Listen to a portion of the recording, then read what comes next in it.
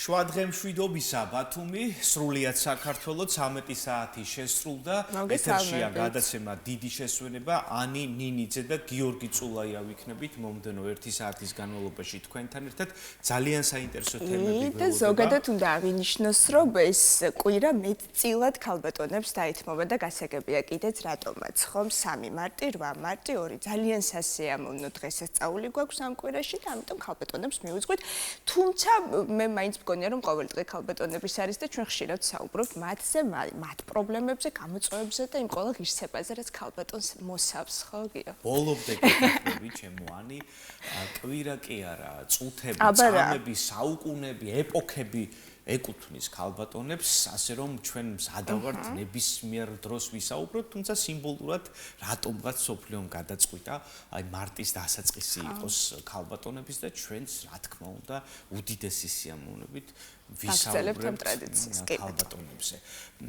მოდით ვნახოთ ანონსი, ანი, რა ელოდება ჩვენს ტელემაყურებელს დღეს ეთერში და მალე დაგიბრუნდებით.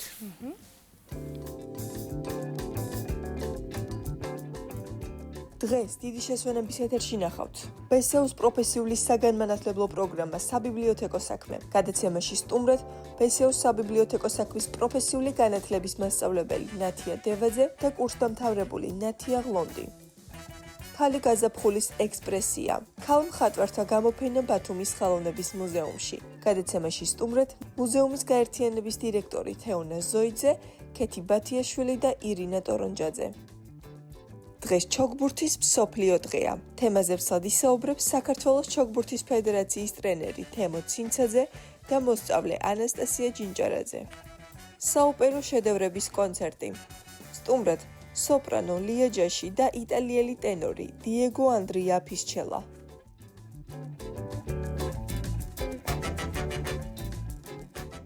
აი ესეთი საინტერესო გადაცემა გველოდება წინ ძვირფასო ტელემაყურებლებო. ეხლა კი მოდით პირველ თემას გავაცნობთ ჩვენს ძვირფას ტელემაყურებელს. საბიბლიოთეკო საქმე, ასე ქვია პროგრამას, რომელსაც ბათუმის შოთა რუსთაველის სახელმწიფო უნივერსიტეტი პროფესიული პროგრამების მართვისა და უწყვეტი განათლების ცენტრის პროფესიული მიმართულების ფარგლებში ახორციელებს.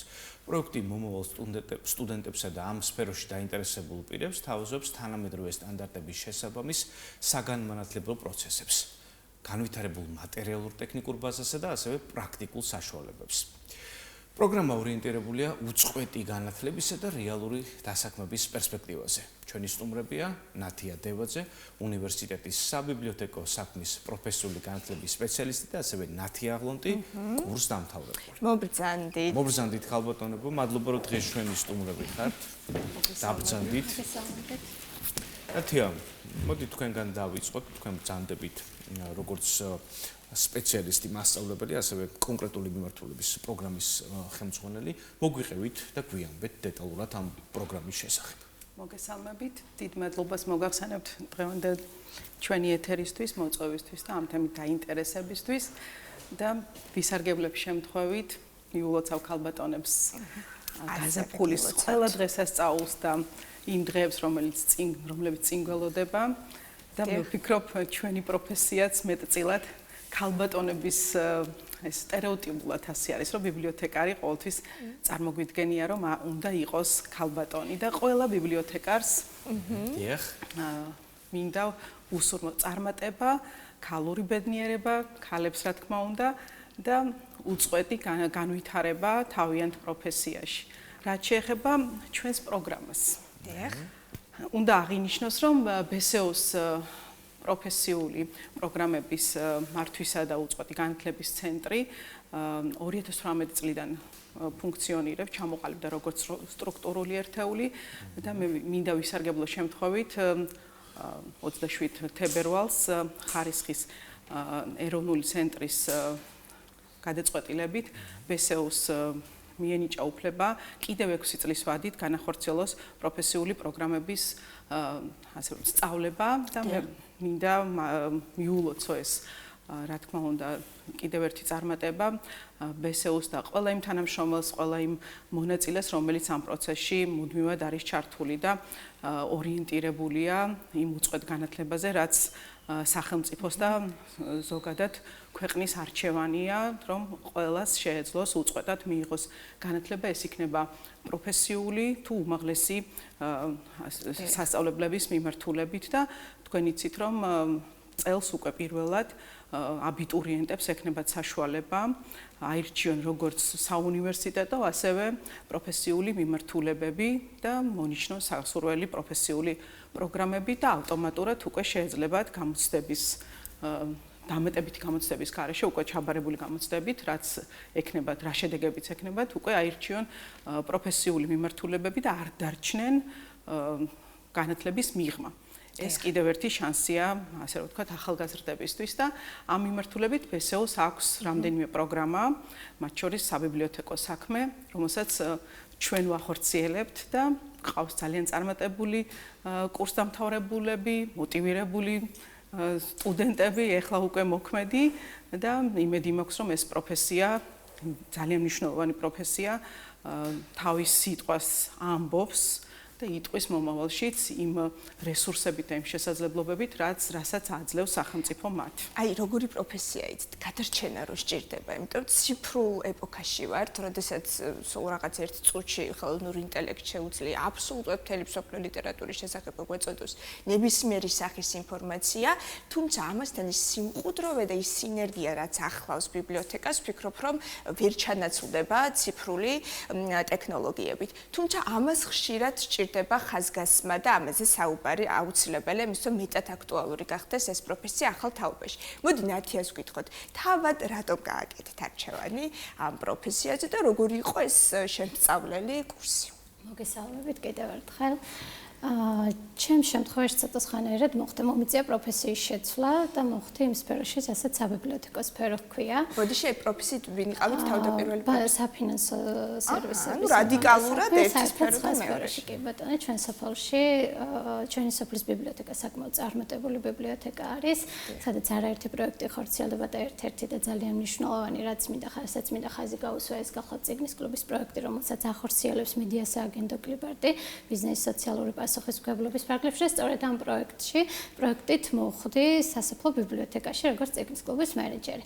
მოხდა ისე, რომ რაღაც პერიოდის შემდეგ მივხვდი, რომ ეს იყო ის სფერო და ის საქმე, რასაც მომწონდა. ეს არის ამოუწურავი სიახლეების სფერო და სადაც კი ნამდვილად რესურსი და მინდოდა, რომ აი ამ სფეროში კვალიფიციური კადრი ყოფილიყავი. თუ მე პრეტენზია მექნებოდა ერთ-ერთი წარმატებული ბიბლიოთეკა ყოფილიყო ჩემი ბიბლიოთეკა, აუცილებლად უნდა დამეწყოს საკუთარი თავიდან და აუცილებლად უნდა გადამზადებულიყავი ამ კუთხით. ხო, არ ვიცი ადრე როგორი იყო. ადრე ვფიქრობ, თუ კი ადამიანი იყო ნაკითხი და დაინტერესებული ლიტერატურით, შესაძლოა ეს სავსები საკმარისი ყოფილიყო იმისთვის, რომ ეს პროფესია აირჩია და უკვე ბუნებრივად სტაჟთან ერთად მოდიოდა სხვადასხვა ესეთი კონკრეტული გამოცდილებები. აი, ახლა უკვე აღჭურვილი ხართ ამ ცოდნით. აი, რა არის ეს მთავარი კომპონენტები, რაც წინასწარ უნდა იცოდეს ბიბლიოთეკარმა იმისთვის, რომ პროფესიონალური დახმარება გაუწიოს დაინტერესებულ პირს. ბიბლიოთეკარმა აუცილებლად უნდა იცის პირველ რიგში, ვინც აპირებს სამომავლოდ, რომ იყოს ბიბლიოთეკარი, მინდა ვუთხრა, რომ მას ელოდება საოცარი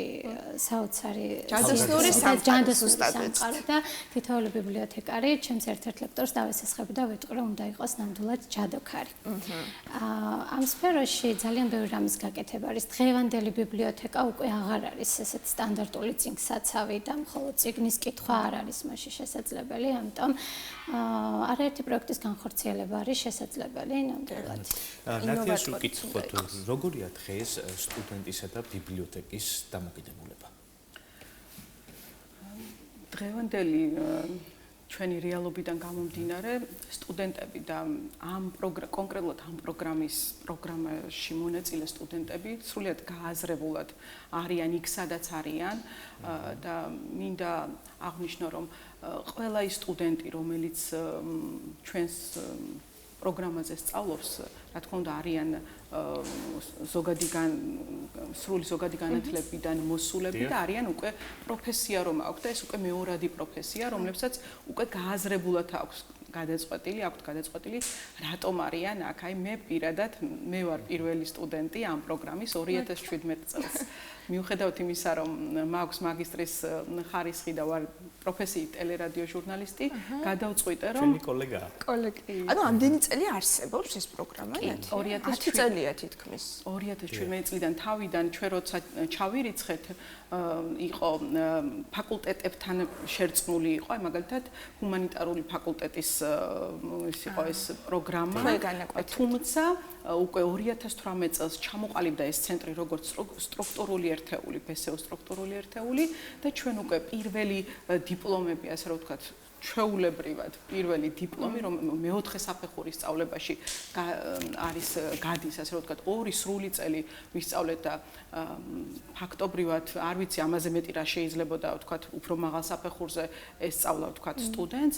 ეს სრულიად საკმარისია და სიღრმისეული ცოდნა და არ არის მხოლოდ აი რაღაც 6 თვიანი კურსი ან რაღაც ტრენინგ კურსი და მსგავსი სრული პროგრამა, რომელიც მნიშვნელოვანია ამ პროფესიის სიღრმისეულად ამომწურავად სწავლისა და შეცნობისათვის და სტუდენტები, აი ჩვენს ჩემი თაობიდან მოყოლებული მართლა გააზრებულად ყოველდღიურად აი იმ საქმესთან ერთად, რასაც პარალელურად ვაკეთებთ, იმიტომ რომ ჩვენ პირველი ასე რომ ვთქვათ, პირველი სტუდენტები ვიყავით ბათუმის საჯარო ბიბლიოთეკის ბიბლიოთეკარები, რომლებსაც პროფესია ბიბლიოთეკარი არ ჰქონდათ, სხვა პროფესიებით მუშაობდნენ, ძირითადად უფრო ჰუმანიტარული ფაკულტეტიდან მისული, იმიტომ რომ ბოლო 30 წელია მე როგორც ვიცი, 25 წელი იყო მაშინ მე რომ სწავლობდი და ბოლო ალბათ 30 წელზე მეტია ეს პროფესია როგორც მიმართულება არც ერთ საუნივერსიტეტო ასე ვთქვათ სისტემაში არ ყოფილა, იმიტომ რომ ეს თავიდანაც შერწყმული იყო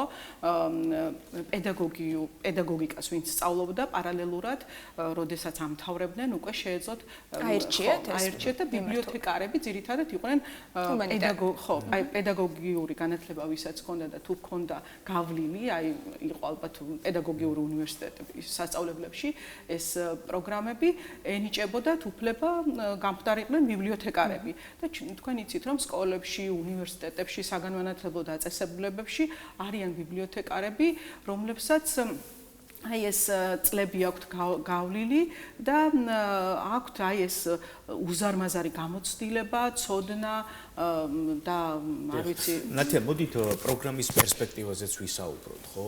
ჩვენ ყველანი ერთად ვთანხმდებით, რომ ეს არის უკიდეგონო სივრცე სხვა შრომისა, რომელიც ფაქტიურად არ ჩანს, თუმცა ეს არის თაობებისთვის გაკეთებული საქმე.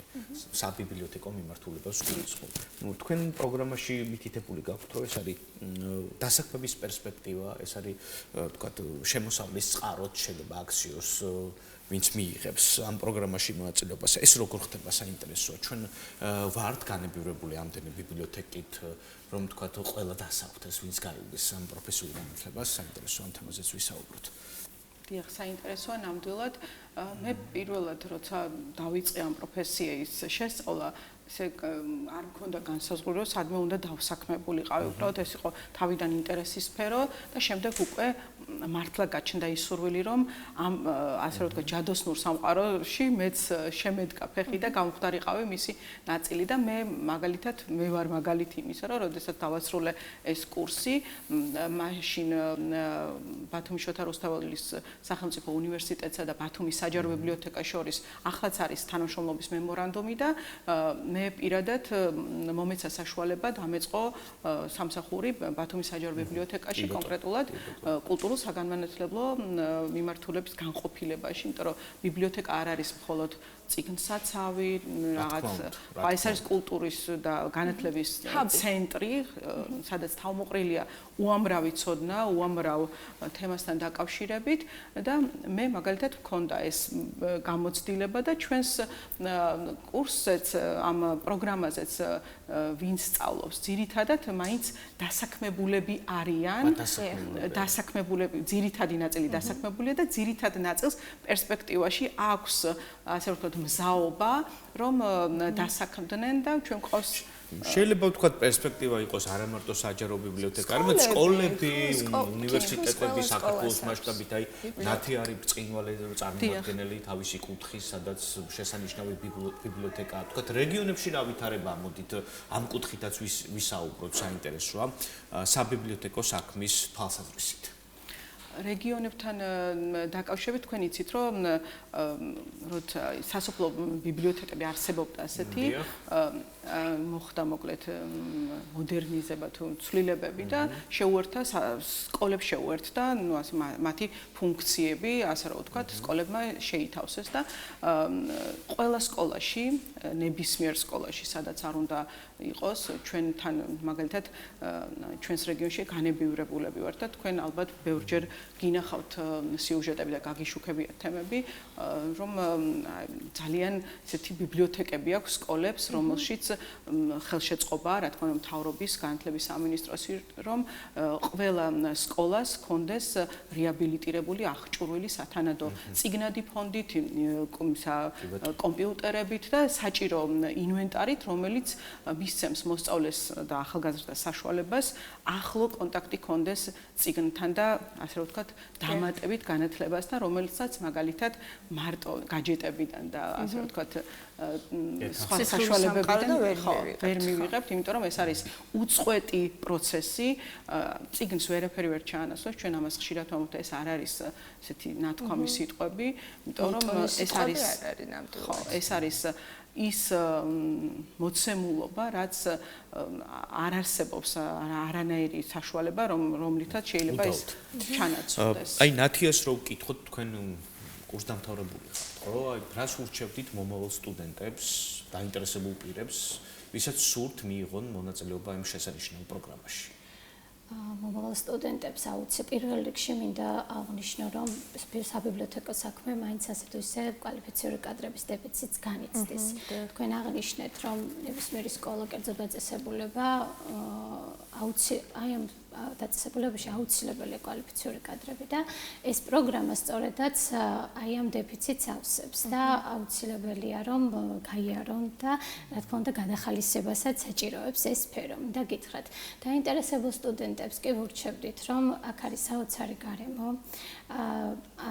ბიბლიოთეკარი არ არის მხოლოდ წიგნის მცველი, დღევანდელი ბიბლიოთეკარი, ერთგვარი საინფორმაციო მენეჯერიც არის.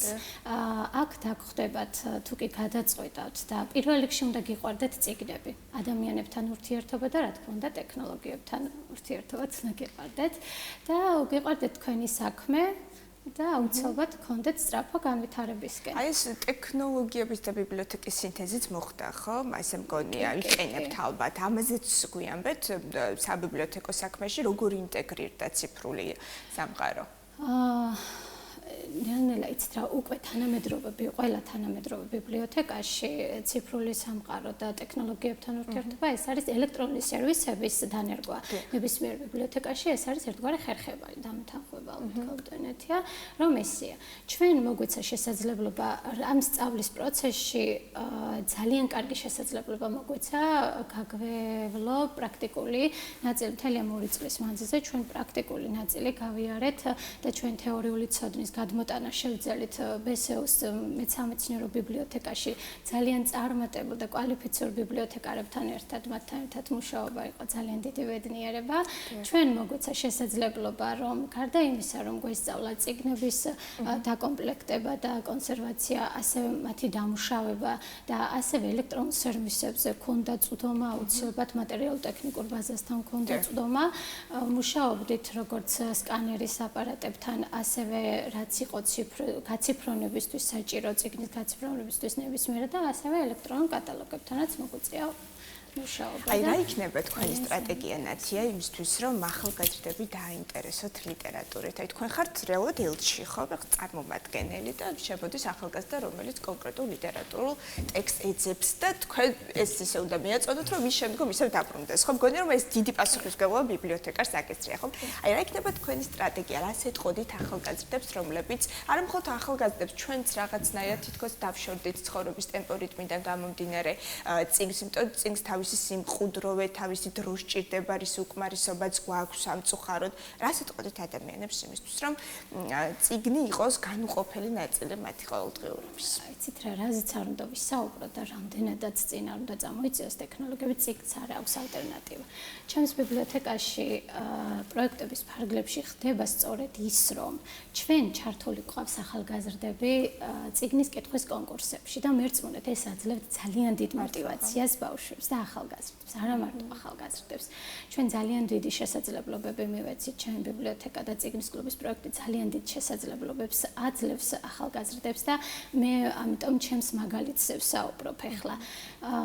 ალბათ ხელშეწყობასთან ერთად ბიბლიოთეკარის კეთილი ნებაც არის ამაზე დამოკიდებული და კიდევ ერთხელ განმეორდები, ბიბლიოთეკარი უნდა იყოს ჯადოქარი და მან ზუსტად უნდა მიხვდეს რა სჭირდება მის მკითხველს. ასე ერთბაშად რაღაცების მიწოდება, შეიძლება ამ დროს საერთოდ გაგექცეს მკითხველი და ბავშვი. აი ძალიან სწორია რეკომენდაცია, ხომ? აი ასეთთვის წარმოდგენა უნდა ქონდეს ადამიანის შესახებ სწორი რეკომენდაცია, რომ გასცე, ესე მგონია და ერთგვარ ფსიქოლოგიც უნდა იყოს ბიბლიოთეკარი, არ გამორიცხავს ამ სფეროსაც.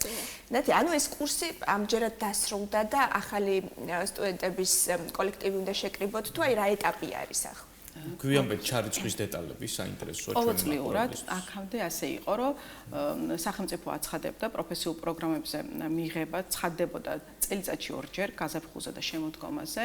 ეს გამოცდების ეროვნული ცენტრი ახორციელებს მას და მითითებულ ქალაქებში, ვთქვათ, სასწავლებლებში, სადაც მაგალითად ვინც დაინტერესებულია პროფესიული პროგრამების და პროფესიების შესწავლით, ისინი რეგისტრირდებიან და ასე ხდებოდა BSU-ს პროფესიულ პროგრამების შემთხვევაშიც. წელს უკვე შეიცვალა ეს ყველაფერი, მთავრობის დადგენილებით მიღებულია გადაწყვეტილება, რომ უკვე წელს სტუდენტები, აბიტურიენტები შეძლებენ და მსურველები სწავლის გაგრძელების ან პროფესიის დაუფლების მსურველები რეგისტრაციის პროცესში შეძლებენ მიუთითონ როგორც საუნივერსიტეტო დაწესებულებები, ასევე პროფესიული სასწავლებლები და არჩევანი გააკეთონ პროფესიულ პროგრამებზეც. ეს პარალელურად ერთდროულად მოხდება. წელს უკვე ეს მიდგომა არის და უკვე როდესაც გამოცხადდება პროგრამებზე რეგისტრაცია, ყველას შეიძლება დამატებით, ანუ შეიძლება საერთოდაც პირდაპირ ირჩევდეს მხოლოდ პროფესიულ განათლებას და არ ირჩევდეს საუნივერსიტეტო განათლებას. აი რაღაცა გამოცდა არის ერთგვარი, რაც უნდა ჩააბარონ სურველებმა? გამოცდების ეროვნული ცენტრი ჩვეულებრივად როგორი გამოცდებიც აქვთ ეროვნულ გამოცდების ფორმატში, ასეთივე გამოცდა ონლაინ ჩვეულებრივად შედიან საგამოცდო ცენტრში და როგორც ხდება ხოლმე, ისე უბრალოდ იქაც არის საკმარისი ზღვრული რაღაც მინიმალური ქულები მისაღები, რომ ჩაირიცხოს კონკრეტულ პროგრამაზე და კონკრეტულ ეს რეგისტრაციის გამოცხადებაც არ გამოგვეპაროს, იმიტომ რომ თქვათ ეს უნდა ამოწმოს სტუდენტმა ან დაინტერესებულმა პირმა თუ უნივერსიტეტში უნდა მოვიდეს თუ რაღაც სოციალური გვერდი გამოცხადდება ოფიციალურად, განათლების სამინისტრო აცხადებს ამას, გამოცხადდება და ჩვეულებრივად როგორი რეგისტრაციაც აქვთ ეროვნულ გამოცდებზე საჭირო რეგისტრაცია, მსგავსი რეგისტრაცია განხორციელდება, უბრალოდ იქ მითითებული იქნება დამატებული აქ ველი, სადაც მაგალითად პროფესიული პროგრამების ჩამონათვალია და რეგიონების მიხედვით, ქალაქების მიხედვით, ყველა ქალაქში არის მსგავსი ცენტრი, კოლეჯი თუ სასწავლებელი. ჩვენ ვიცით, რომ სახელმწიფოს პრიორიტეტია პროფესიული განათლების პოპულარიზაცია და ამ კუთხით დიდი ხანია უკვე მიმდინარეობს და ხორციელდება სხვადასხვა პროგრამები და ჩართულია მასში ძალიან დიდი რესურსია ამისთვის გამოყოფილი და მნიშვნელოვანია ისიც, რომ სრულად დაფინანსებულია სახელმწიფოს მიერ სწავლა უფასოა ამ პროგრამებზეც და ასეც იყო და ეხლაც ასე იქნება. მთავარია სურვილი, მონდომება და ხედვა იმისა, რომ მნიშვნელოვანია სწორად ავირჩიოთ პროფესია და ეს პროფესია უკვე გამოვიყენოთ შემდგომ ცხოვრებაში და პრაქტიკაში და უწყვეტად გავაგრძელოთ განათლება. პირველი ის, რომ პროფესიული განათლება წინა ფლანგზე წამოიწია და აქტუალური გახდა და ამაში დიდი რესურსი იდება და ეს აღსანიშნავია, იმიტომ რომ ქვეყნისთვის იქნება ეს ქვაკუთხედი და ამას გარდა ბიბლიოთეკარის პროფესიაც რომ პოპულარული ხდება და სხვადასხვა პროფესიები, რომლებიც მე მგონია რომ წლების განმავლობაში უყურადღებობას განიცდიდნენ, დღეს უკვე ფლაგმანი პროფესიები გახდა. ეს ძალიან გვიხარია. დიდი მადლობა არჩეულებრივ ქალბატონს. დიდი მადლობა. მადლობა თქვენ დაინტერესებისთვის და ეთერის დათმობისთვის. მით უმეტეს უნივერსიტეტს ისეთი შესანიშნავი ბიბლიოთეკა აქვს. ახლა მე რო ვსწავლობდი, ეს იყო ადგილი, სადაც ესე იგი ესთეტიკა, რომანტიზმი, განათლების მიღების სურვილი ნერწყმოდა ერთმანეთს და რაღაც სულიერ სიმშვიდეს სიჩუმე რაღაცნაირი. დიდი მადლობა, წარმატებებს გისურვებთ ქალბატონებო, საბიბლიოთეკო საქმის კომაგები ვართ და თქვენს გვერდით გვიგულეთ ნათია დევაძე, საბიბლიოთეკო საქმის პროფესიული განათლების სპეციალისტი და ნათია ღლონტი, საბიბლიოთეკო საქმის პროფესიული პროგრამის კურსდამთავრებული გახდნენ ჩვენი სტუმრები. მადლობა.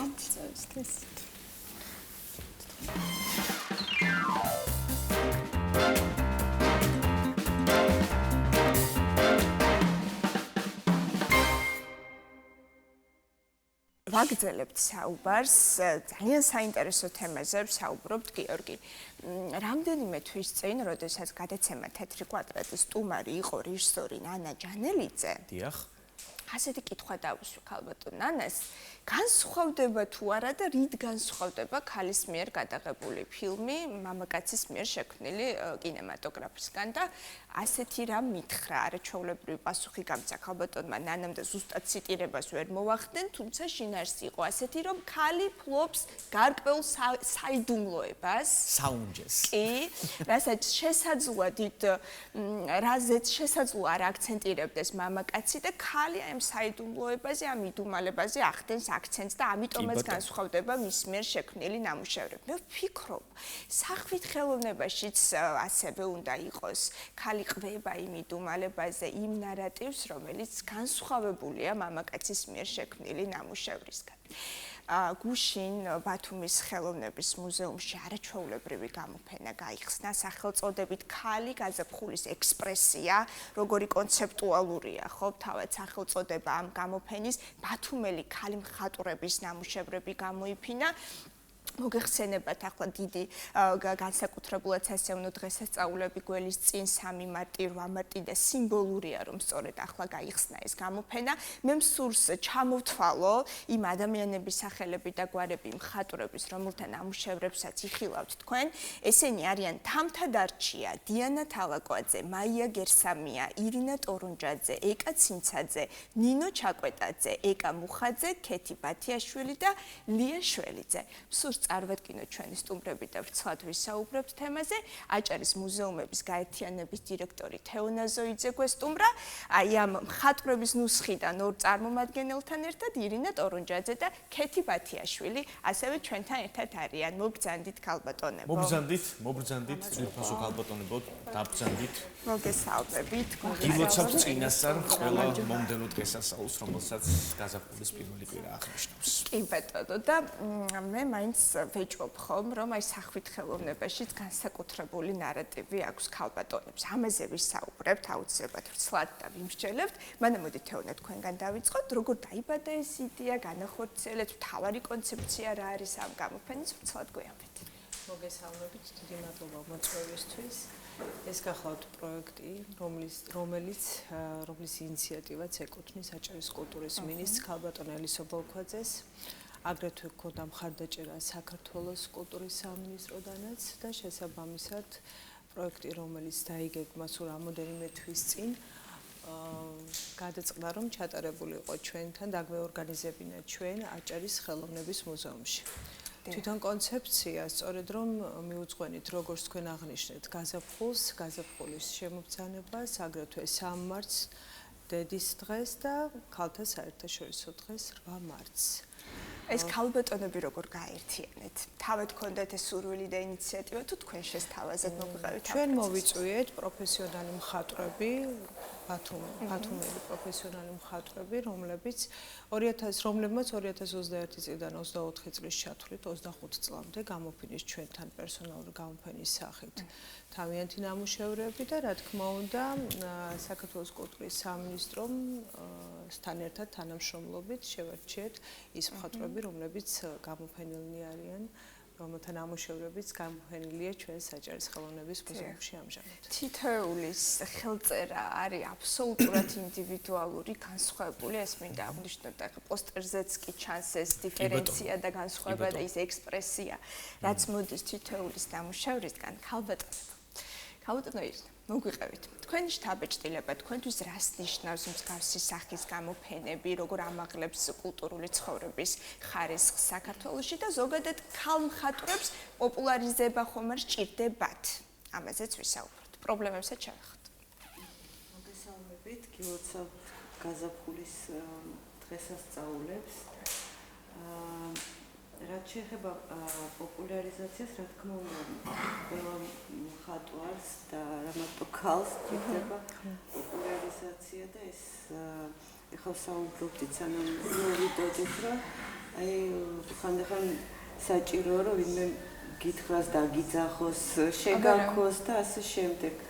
და გაძლევს мотивაციას ეგეთი გამოფენები, მით უმეტეს ხო გუშინდელი გამოფენის გახსნა და თვითონ გამოფენის ხარისხი იყო ძალიან სასიამოვნო და ძალიან არ ვიცი როგორ თქვა, კარგი ხარისხის გამოფენა.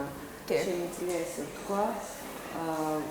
ეს არა მარტო ემოციების და იმის დონეზე, არამედ ხალხობა იყო, ბავშვები იყვნენ და ეს ენერგეტიკა, რომელიც მოდიოდა მაყურებლისგან და ბოდიში მოგიხდით ქალბატონო ირინა მიკროფონს შევასწორებთ მანამდე ქალბატონ ქეთისთან გადავთ მოგვიხდით არა აქვს მიკროფონი ჩართული და ხო ჩვენს ოპერატორს დახმარებას ქალბატონ ქეთისთან გადავთ შემდეგში ნამუშევრებზე მოგვიყვეთ რომელიც წარმოადგენთ გამოფენის ფარგლებში გამარჯობა, მოგესალმებით ყველას, სასიამოვნოა თქვენთან სტუმრობა.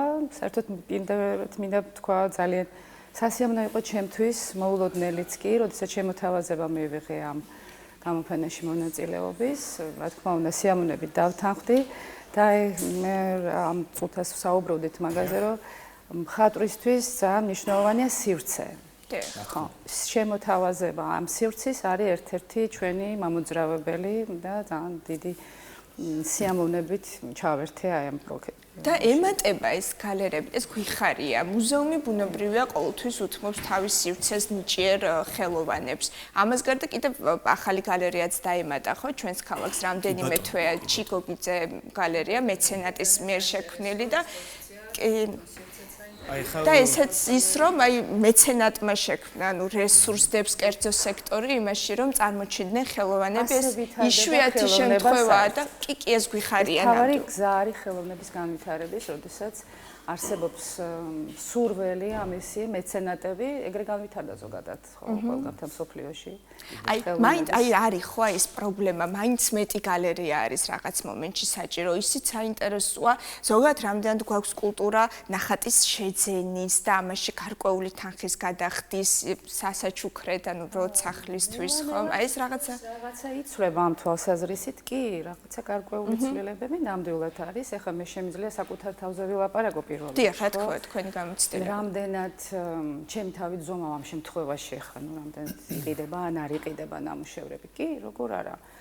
უბრალოდ ამაზე მუშაობა არა მარტო მხატვრის მიერ, მხატვარი არის ძალიან მოწყვლადი, მხატვარი დგას თავის სივრცეში, თავის სამყაროს მთლიანად გულს უხსნის, ეს გამოაქვს ეს ყველაფერი სხვის სამსჯავროზე და იქ ხდება მე ხა ეს კომერციულად შესაძლებელი არც იყოს საინტერესო ვიღაცისთვის ამ პირიქით ხო და აი ამის შეთავაზება და შეფუთვა არ მიყვარს თუ სიტყვა, მაგრამ აი ამის შეთავაზება რა თქმა უნდა ხდება გალერეის პროფესიონალური მიდგომით, იქ ხო, იმიტომ რომ სულ დორიან გრეი მახსენდება, ხო, იქ რაღაც მხატვარი ამბობს, რომ ჩემი სული უნდა გამოვფინო, ძალიან გულწრფელია და ვიცი რომ შვილებივით უყვართ თავიანთი ნამუშევრები მხატვრობს და აი ამ ნუსხიდან რამდენიმე მხატვარს პირადად ვიცნობ, დიდ პატივს ვცემ და ზოგჯერ ისე დამნანებია, საკმაოდ იაფად გაუყიდია თავის ნამუშევარი, იმიტომ რომ ეს საქართველოა, ეს ღარიბი ქვეყანა ვარ, თავარია გაიყიდოს. ხო, აი ამ დათმობებზე წასვლა მაინც გიწევთ, ხო?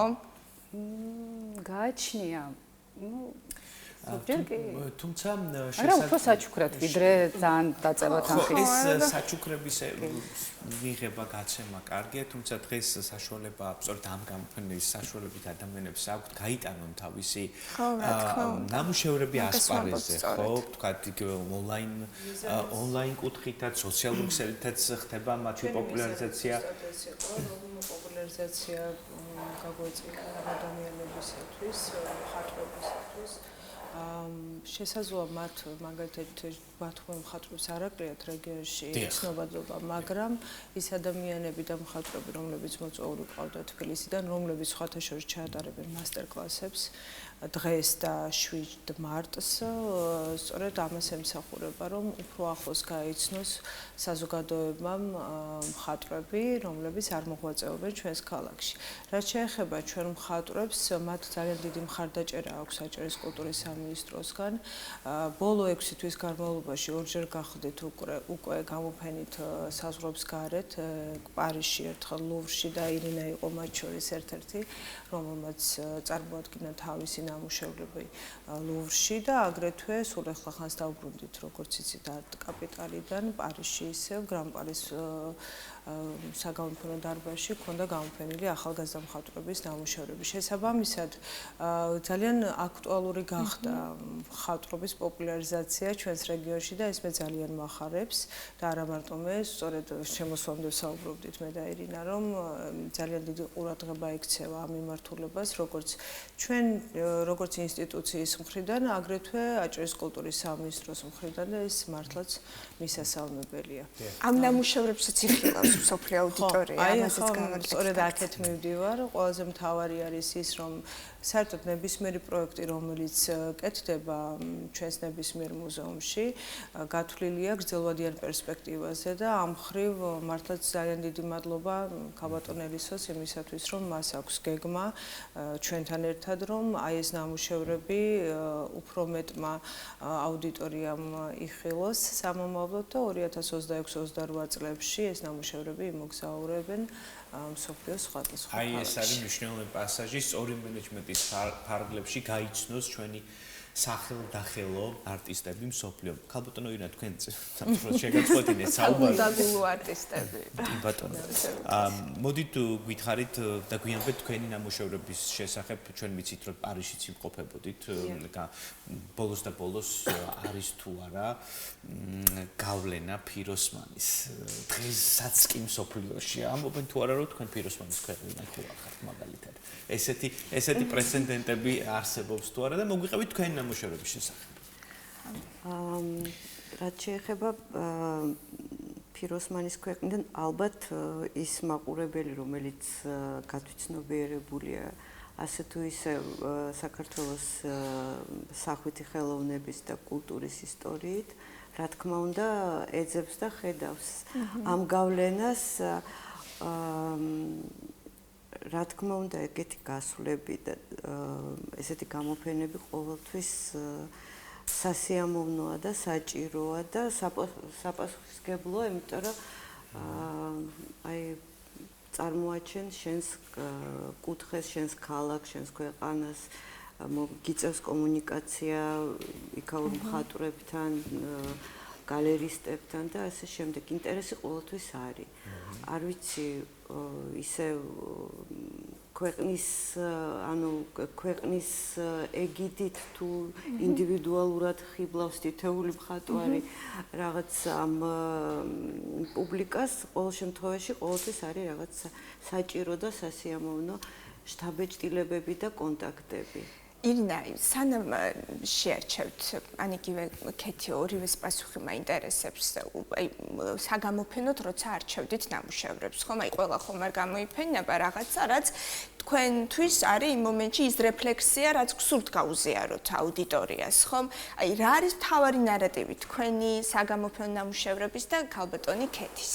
აი ამ მომენტში რა ჩათვალეთ საჭიროდ, რა შეტყობინების მიტანა მაყურებელთა? ეს არის ძალიან მნიშვნელოვანი მომენტი და მე ყოველთვის ვღელავ ეგეთი წინასწარ რაღაც ბოლო მომენტისთვის ვიტოვებ, რაღაც მაქვს რაღაცები ჩანაფიქრები, მაგრამ აი სახელწოდებიდან გამომდინარე ქალი გაზაფხული ექსპრესია უკვე იყო ასე ვთქვათ მითითებული, რომ რაღაც საერთო სურათი ჩემთვის იყო ნათელი და ამავე დროს მინდოდა რომ ისეთი ნამუშევრები ყოფილიყო, რომელიც ჯერ არ ყოფილა გამოფენილი და ამ დროს ფიქრობ ზომაზე, ფერზე, რა თქმა უნდა, შინაარსზე და მე მგონი რომ ამჯერად გამომივიდა აი ესეთი ქალი არის მთავარი ეს გაზაფხულის თემაც რაღაცნაირად შემოვიდა ამ ნახატებით და ჩაჯდა კონცეფცია. სიყვარულიც და რაღაც ფერშიც რაღაც მგონი შერწყმული იყო. კეთისაც ვკითხოთ აბა. კი ბატონო, არის მე საერთოდ რაღაცა ვიწყებ გამოფენაზე ფიქრს, მუშაობას რაღაც ახალ პერიოდზე რო ვიწყებ ფიქრს, აბსოლუტურად ინტუიციურად ვაკეთებ ყველაფერს. არასოდეს არ მაქვს რაღაცა კონკრეტული ფორმა წარმოდგენილი თავში და ეს ინტუიციური მდგომარეობა ნელ-ნელა რაღაცა გარკვეულ ფორმაში გადმოდის. ამ შემთხვევაში მე უკვე შევარჩიე, რაც მქონდა ნამუშევრები გაკეთებული, ოღონდ ბათუმთან დაკავშირებული იყო ეს თემები ისედაც. და ძალიან კარგად მოერგო ამ გამოფენას. და ამ გარკვეული ნამუშევრები არის ეგეთი გამოფენა მქონდა მე, გადაკვეთის ფერი. აი ამ გადაკვეთის ფერს თითქოს აი რაღაცა ჩემთვის სეზონის ცვლილება მოდის, ჩემთვისაც რაღაცა სიახლეები შემოვიდა აქ თქვენთან მუზეუმში გამოფენასთან დაკავშირებით. ბევრი რაღაცა ჩავდეა ინტუიციური სრულიად. და თითქოს ამ საერთო კონტექსტს ძალიან მოერგო და ჩემთვის ეს დიდი კმაყოფილების საგანია. თქვენ თბილისიდან ხარ? აი თბილისში დედაქალაქში გალერეების მიმართულებით არის თუ არა მრავალფეროვნება ეს? ბევრი გალერეაც არის, არის საკმარისად გალერეაც არის და ძალიან ბევრი მხატვარი. და მინდა აღვნიშნო, რომ ქალი მხატვარი არის ძალიან ბევრი. მე ხაზგასმით მინდა ვთქვა მხატვარს იმას არ გულისხმობ, ვისაც ხატვა უყვარს და თუნდაც პროფესიონალად თulis თავს. მე ვგულისხმობ ნიჭიერების ხარისხს, ძალიან მაღალია, ძალიან მრავალფეროვანია და საკმაოდ ესეთი მე სადაც ყოფილვარ, ბევრი მიმოგზაურია, ყოველთვის მაინტერესებს ჩემი მიმართულებით, ვინ როგორ მუშაობს დღევანდელი დღე. და ვერაფრით ვერ ვიტყვი რომ აი რა ფილმზე ნაკლები ვარ. ნაკლები არა, ბევრად უფრო ჩემთვის უფრო ღრმარი და აი რაც შეეხება ფიროსმანის თემას ამოსაცნობია თუ არა. კი, კოლორიტი. ეს ჩვენ რაღაცა მიჯაჭვულები ვართ აი ამ ვინუსხებით ამ კოლორიტზე, ხო, აი ცოტა სიმძიმე, სიღრმე, დრამატიზმი ძალიან ესეთი მრავალი შინაარსი ჩადებული ამ ყველაფერში, ადამიანის სულის მარტოობა, აი ეს თითქოს აი რა ვიცი, ჩვენს ესე ვხედავ პრინციპში რა, ბევრი ახალგაზრდაშიც და უფროსთაობაში. ქალბატონებო, ქალი რო ერთი ფერის იყოს, რა ფერს მიენიჭებთ? არ არის ქალი ერთი ფერის. აი თქვენია. ვერ იქნება ქალი ერთი ფერი. ჩემთვის თუ როგორც მხატვარს მეკითხებით და არ უბრალოდ როგორც ადამიანს და ქალს. როგორც მხატვარს, ჩემთვის ფერი ერთი არ არსებობს. ჩემთვის არსებობს აი თუნდაც აი ლურჯი, არის ძალიან ბევრი შემადგენლისგან შესული. მე ხა ერთ ლურჯს არ უსვავ, იმას იმდენ ფერს ვუღებ ერთმანეთში. შეიძლება ბევრი ლურჯი. ხო, ასე რომ ქალიც ეგრე, ადამიანიც ეგრეა, მრავალ წახნაგიანია. თქვენ რას ფიქრობთ, ირინა? ფიქრობ, რომ ვეთანხმები კეთის, რომ რა თქმა უნდა მრავალფეროვანია. თუმცა მაინც ერთი ფერი რო გითხრათ, აი რა აღწერს თელს. მე ესე ვიტყვი, რომ ქალი თავის მრავალფეროვნებით სხვადასხვა ფერის ფონზე.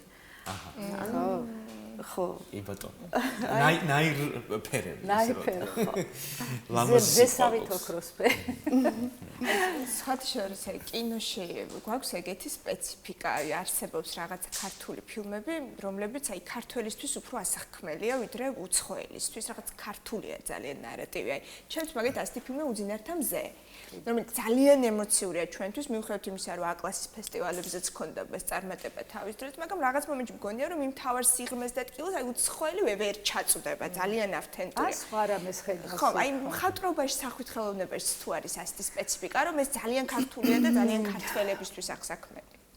ალბათ ესე ერთი შეხედვით ვიზუალური ფარი ასახწერად შეიძლება თქვა რომ კი რომ ეს არის ქართული. მაგრამ იმ ღრმაში არის ყველა მაინც ხედავს აუცილებლად. არ აქვს მაგას მნიშვნელობა თუ ნამდვილია ის შემოქმედებითი რაღაც მდგომარეობაში მყოფი ადამიანის გულწრფელად გაკეთებული თუ არის, იმას ყველა ხედავს. ალბათ ყველა თავისას ხედავს. კი, აი ეს გულწრფელობა არის რომ ყველა თავისი დაინახოს. მე საერთოდ საჭიროთ რომ რაც მე განვიცადე ზუსტად ის პასუხად მიიღოს დამთვალიერებელმა. საერთოდ არ მაინტერესებს, ჩემთვის მნიშვნელოვანია რომ იმან თავისი შეხების წერტილი იპოვოს, თავისი სიღრმე, თავისი ისტორია, თავისი ადგილი მოძებნოს. რა თქმა უნდა, არტისტი ესე ხედავს, ფერმწერი ესე ხედავს გამტარი მის შემოქმედებას და თავარი თქვენ იყო როგორც გულწრფელი. გინდათ ისე მიიღეთ.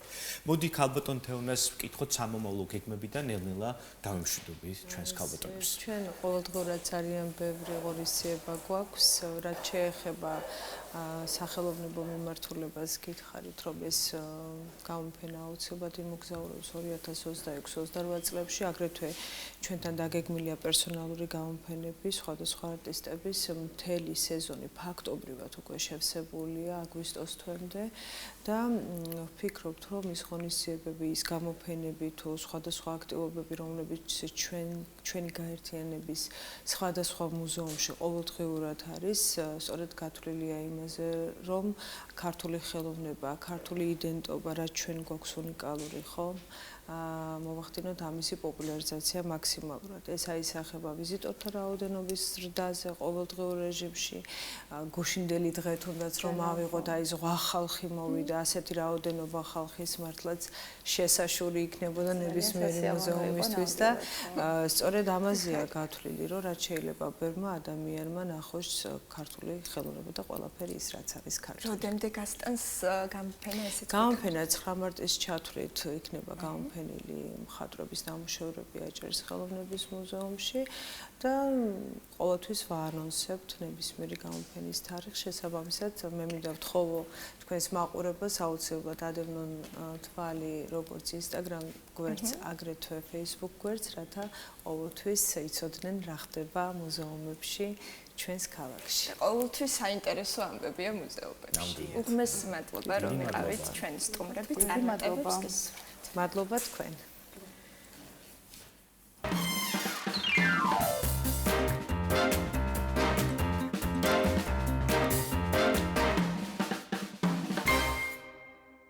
აბა ჯოკოვიჩი თუ ფედერერი?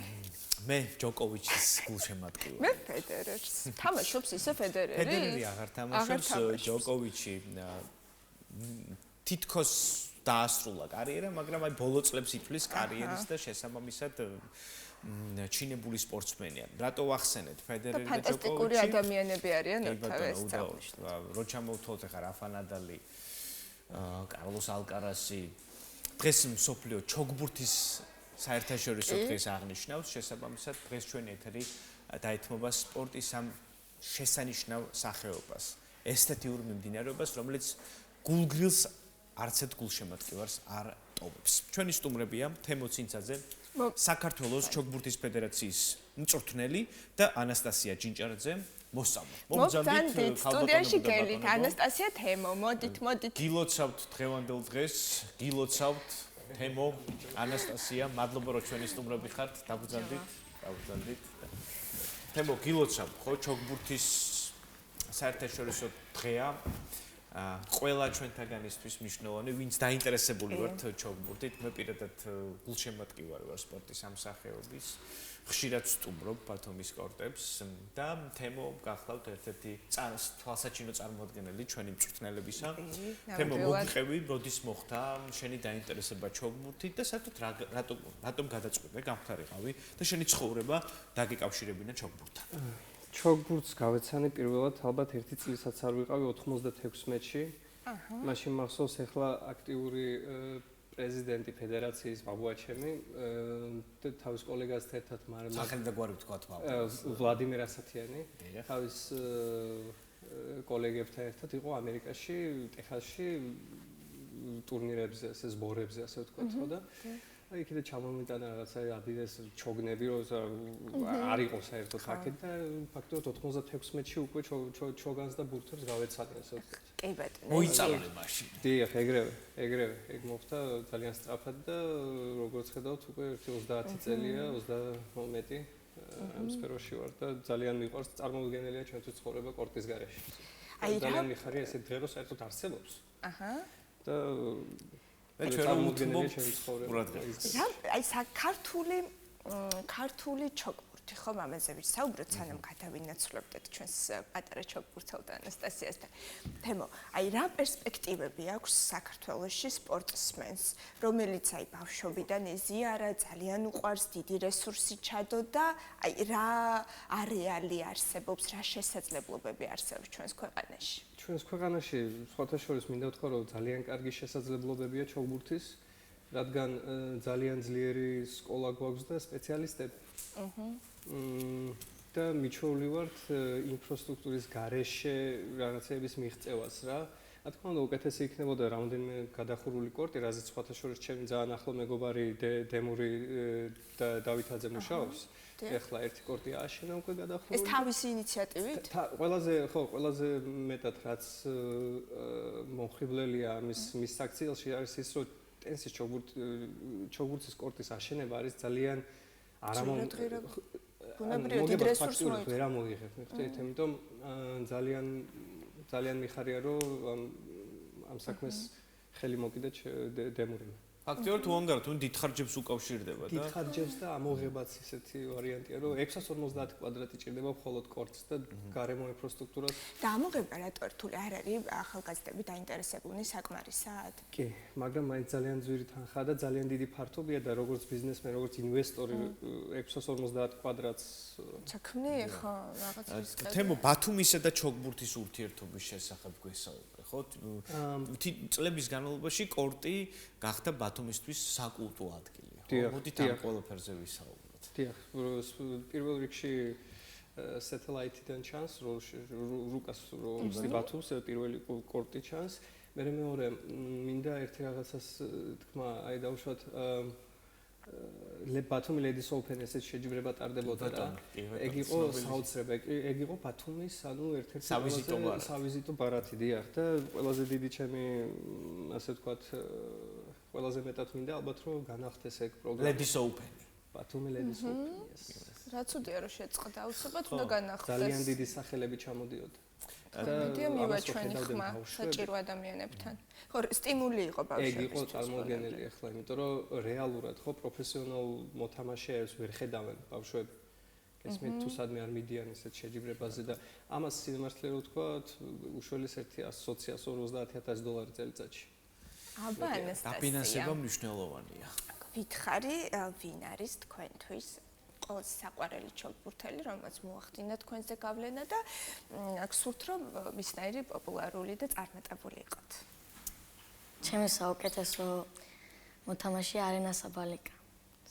აჰა რატომ მოგწონს აი თამაშის ემოციებით და მისი დარტყმისით თავად როგორ თამაშობ მოგვიყევი აბა აი რა არის შენთვის ეს სპორტის სახეობა ეს სპორტულადაც გაყალიბებს და ალბათ ხასიათსაც აყალიბებს ხომ აი მოგვიყევი თამაშის დროს სიამოვნებს დარტყმა და ძალიან მომწონს რა სიამოვნებს სიზმრებში ნახულობ ბოდიში გია გაწყვეტილი არასდროს არ მინახავს მართლა თემო არ ჩენგი მე რაღაცა მგონია რომ ესეც სახეობა რომ გძინავს მაშინაც ხედავ და სტრატეგიებს იმუშავებ?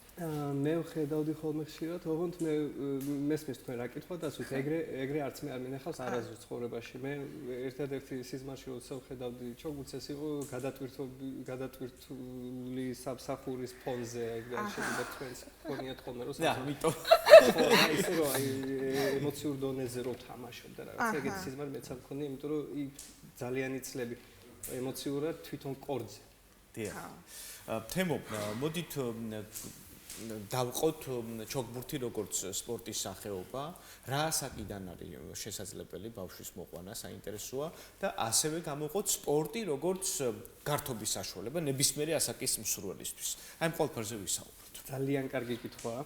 ჩემი აზრით ბავშვთან მე თვითონ ველოდები ბავშვს, ფაქტურად 1-2 კვირის ფარგლებში იქეთ და უკვე ვნახულობ, კითხულობ, ინფორმაციას ვგებულობ, როგორ გავუვითარო დავუშვათ ბაზა შეუქმნა რაღაცა, რომ 4 წლისას უკვე დავიწყო მასთან მუშაობა, სიტყვაზე ელემენტარული თვალის გაყოლება ბურთზე და ძალიან მარტივი არც ეხები არაფერი, მაგრამ 4 წლიდან ბავშვთან მუშაობა რა თქმა უნდა რთულია და ბევრი ტრენერი არიღებს ამ თავის თავზე და არც არის ისეთი ტრენერები, ვისაც შეუძლია ფაქტიურად ეგ გააკეთოს, მაგრამ ხო რა, აი 4-5 წელი. კი, მაგალითად თემო ჩემი ქალიშვილი თემოსთან ვიყვანე ზუსტად ამ ასაკში და შესანიშნავად ართმევს თავს, გვაქვს ვარჯიშები, წარმატებები და მოდი ზრდასრულებზეც გვესაუბრე, იმიტომ რომ კორტი არის ბათუმისთვის მართლაც ისეთი სარეეკრეაციო ადგილი, სადაც ნებისმიერ სურვილს, ბათუმელს, ჩამოსულ სტუმარს შეუძლია მივიდეს და თქვა გარკვეული საათით ან დროით ითამაშოს ჩოგბურთი, ხო? ეხლა ყველაზე მე მაგალითად ყველაზე დიდი მოსწავლე ახლა სპარინგ პარტნიორი ესე ვთქვა, არის 72 წლის კაცი. რას ძანებს 72 წლის ასაკში? კი ბატონო. ოჩახ. პირველ რიგში რეალურად, როდესაც კარგად ფლობ ამ სფეროს, არიღლები ისე როგორც შეიძლება წარმოიდგინოთ, ახლა თქვენ 72 წლის კაცს თამაშობს. არა, უბრალოდ ისე იმ დონეზე ყავს მიყვანილი მექანიკა და ყველაფერი დარტყმის, რომ არიღლება, რაც რეალურად სწორია ჩოგბურთისთვის და მოყვარულები რომ მოდიან რა მოწონთ ძალიან ესეთი კარგი კითხვაა, იმიტომ რომ ისეთი რთულია ჩოგბურთი ეს ისეთი რთული რომ მართლა 1-15 წელი შეიძლება და ყოველ დღე შეგიძლია გახდეთ ცოტათი უკეთესი. ცოტათი უკეთესი ეს ამითარებს ძალიან ბევრ სფეროს ნამდვილ ცხოვრებაში გადაგაქვს და კორდესაც ხო და ერთია ესეც შრომატევადი და ძალიან ფიზიკური შრომა არ არის ემოციურიც დიდი ასე მგონი. ანასტასია მიგიღია მონაწილეობა სხვა შეჯიბრში? კი, ძალიან ბევრჯერ. და არაერთხელ მომიგია აჭარის პირველობა. მართლა? ხო, ჩამოთვალოთ ტიტულები. მოგვიყევი. აჭარის ჩემპიონი გავხდი 3-ჯერ. ვაუ. და ახლა ვიწყებ ტურნირებზე მოგზაურობას. აი ტურნირზე რო გამოვიდე. აი ეს რას ნიშნავს? თქვა სხვა ქვეყანაში თუ სხვა ქალაქებში? არა, სხვა ქვეყანებში. ვა, რომელ ქვეყანას შეწევი პირველად საინტერესოა. სად იმართება ტურნირი? თურქეთში. თურქეთში უნდა წახვიდე და ასახელო ჩვენი ქვეყანა, ხო? საინტერესოა თქვათ როგორი თაობა მოდის თემო ამაზედაც რო გვესაუბრო, ჩვენი ქალაქი მარიამ ბოლქვაძის მშობლიური ქალაქია, ხო? გამორჩეული ქართველი სპორტსმენი. ზოგადად ჩვენ ლეილა მესხი ყავდა. კი ბატონო. დიდი სკოლა გვაქვს ქართული საჩოგბურთო თვალსაზრისით, თუმცა დღეს სადა ვართ? მოდით ამ თემაზე ვისაუბროთ. ესე იგი დღეს მე ძალიან მომწონს დღეს რაც ხდება. ძალიან ბევრი ლიკვიდობა მაინც ძალიან ბევრი მოსწავლე მოდის. იქიდან რა თქმა უნდა გამოდის 1-2, მაგრამ თვითონ ის რომ რაოდენობა ზოგადად მომსვლელების არის მაღალი, შესაბამისად შანსი რომ აქედან რომელიმე მართლა პროფესიონალურ დონეს მიაღწევს არის იზრდება რა. შესაბამისად უფრო მარტივი მისაწვდომი გახდა ჩოგბურთზე მიყვანა ბავშვის, რადგან რეკლამა, ასე შემდეგ უფრო გავრცელებულია და ყველა ხედავს ამას ინსტაგრამში, ინტერნეტში, კეთაკედა. 1-2 მაინც ბავშვი თუ მოიყვანეს, იქიდან რეალურად ბავშვი წამსვლელი არ არის. თუ ხართ და ხართ მყოფა თუმელები ჩვენთან კორტებზე, იცით როგორი ლამაზი ადგილია და რა ადგილას არის, იქიდან ბავშვი ანუ რა თქმა უნდა ძალიან მოწონს საერთოდ. აი მაყურებლებზეც ვისაუბროთ, აუდიტორია არის დაინტერესებული, მოდიან მხოლოდ იმისთვის რომ სიამოვნება მიიღონ სანახაობით. კი, ესთეტურობით ამ სპორტის და იმისას კი, ბევრი მოდიან ხშირად ბავშვებს ასეირნებენ და მოეწონებათ და შემოივლიან. და Ladies Open-ზე სავსე იყო ეს რამდენი ხანი არა შეწყდა ეს? მე მგონი თუ არ ვწდები ბოლო Ladies Open 2012-ში იყო თუ რაღაც. თან რა კარგად ჟღერს არა Ladies Open-ი, ხო? საკმაოდ დიდი დრო გასულია. მოდი გითხარი აი რა პერსპექტივა აქვს თქვა ამ ტურნირის გამართვას? აქ არის კერძო სექტორის ჩართულობა, საჭირო სახელმწიფოს ჩართულობა, თუ თქვა როგორ შეიძლება თუ რა უნდა გაკეთდეს იმისათვის? ორივე. ჰიბრიდულად. ეს მნიშვნელოვანია. მე ვერ ხედავ რეალურად უბრალოდ ასეთ წარმოდგენა მაქვს თითქოს ინიციატორი არ გამოჩნდა, თორე ამის ესე ვთქვათ გაკეთება არ მგონია ესეთ. მე დარწმუნებული ვარ რომ აუცილებლად გამოჩნდება. რატომ არ არის ინიციატორი? ხო იქ საკმაოდ პოპულარული სპორტის სახეობა, ხო? პოპულარული თან ახლა თვითონ ტურნირები როცა იმართება, იგივე მასტერსები, ხო? მონტე-კარლოს ტურნირი, რომის ტურნირი, შანჰაის ტურნირი, ავსტრალიის ღია პირველობა, ახლა ჩვენ რა თქმა უნდა ამ დიდ ტურნირებს ვერ შევედრებით, თუმცა ეს ტურნირები გარკვეულწილად ტურიზმის მიმართულების შემადგენელი ნაწილია, იმიტომ რომ ადამიანები ყიდულობენ ბილეთებს და სხვადასხვა ქვეყნიდან ჩადიან ამ ტურნირზე დასასრულებლად. ვარსკვლავებიც გვინახავს როგორ უყურებთ, თავის რაღაც ეტიკეტი აქვს, ხო? აი ამ სპორტს. აბარა რაღაცა დრეს-კოდი აქვს. ქუდებით ყურება ჩოგბურთს ახლა ჩვენ რა თქმა უნდა ამ დონეზე ვერ მივალთ ამ ხელა მასშტაბის ღია პირველობას რომ უმასპინძლოთ, თუმცა ერთი ლამაზი ტურნირი იგივე Ladies Open იქნება თუ სხვა ტურნირი ნამდვილად მოუხდებოდა ჩვენს ქალაქს. მოდი პრობლემებზეც ვისაუბროთ თემო, თქვათ დღეს რა პრობლემები არსებობს ჩოგბურთში, ინფრასტრუქტურული თვალსაზრისით შენახსენე გადახურული კორტი გჭირდებაო, ხო? აი ამ კუთხით ბათუმში ხშირად წვიმს და ბავშვები ვერ ახერხებენ ვარჯიშს, ხო? ვერც დიდების შესაბამისად ამ კუთხით რამდენი მნიშვნელოვანია ვისაუბროთ დღეს გადახურულ კორტზე? გადახურულ კორტზე რაც შეეხება, ხო, მანამდე რაღაცა ნათქვამი ისიც მინდა აღნიშნო, რომ ჩვენი ტენისის კორტი აკმაყოფილებს უმაღლეს სტანდარტებს ზომას რაც შეეხება, თავისი ზომები აქვს, 650 კვადრატი რაც გიხსენეს, ეს არის ასე ჭალებში ვთქვათ ოლიმპიური, ხო, ანუ ნებისმიერი უმაღლესი დონის შეჯიბრების ჩატარება შეიძლება. კორტის გადახურვა უკვე ცოტა სხვა პრობლემას მოითხოვს ხო ინფრასტრუქტურას აგვარებს ხო აგვარებს იმ პრობლემას რომ მე დატასო ეხლა დღეს მაგალითად ვარჯიშის გარეშე დავჭით აი ფორმიდან ვარდებით აი მოდით აი მართლა ვისაუბროთ ამ პრობლემაზე თუ რაოდენ დიდი დაბრკოლება არის და წინაღობა სპორტსმენისთვის, რამდენიმე დღიანი შეყოვნება და მით უმეტეს სეზონური შეყოვნება უამინდობის გამო. მით უმეტეს ცოტა ხშირად წვიმს ბათუმში. და ეხლა მთელი მარტი წვიმას აპირებს და რას აპირებთ? აი დარბაზში მუშაობას. ვცდილობთ დრო რო არის თავისუფალი, წინასწარ არ არის აღება ერთი კორტია და ძალიან ბევრი სურველი. მოთხოვნა, ხო. დიახ, ყველაზე კარგი ვარიანტი იქნება და ყველაზე ძვირიანი შესაბამისად ამ ჩვენი კორტებზე აშენება დახურული და დახურვის და გადახურვის სისტემა, რაც ბატონო ვლადიმერ ასათიანს ჰქონდა ჩაფიქრებული ძალიან დიდი ხნისი, მაგრამ რაღაცა კარგამინჩი გაიხსნება, ცუდამინჩი გაიხურა. ეს შესანიშნავი ვარიანტია. პადელზეც მინდა ვკითხო თემას, ხო ამ ბოლო დროს ბუმია, ხო პადელის მაგრამ ეს არის ჩოგბურთის ერთ-ერთი სახეობა, არც ვიცი თუ ეკუთვნის ამ ოჯახში თუ შედის პადელი, თუმცა საკმაოდ პოპულარულია ბოლო პერიოდში. თემო გითხარი, რამდენად სწორია დღეს თქვათ ჩოგბურთის პადელის ჩანაცვლება და იკვეთება თუ არა მათი ინტერესები? ჩოგბურთის პადელის სპორტული თვალსაზრისით შესანიშნავია, ხო? რატომაც არა, ხო? თქვათ საერთოდ არ ვიცი რა არის ეს პადელი. ესე იგი ვერ ჩაანაცვლებს ჩოგბურთს. თემო გვეტყვის ახლა. მე ვწადე რამოდენიმეჯერ თამაში.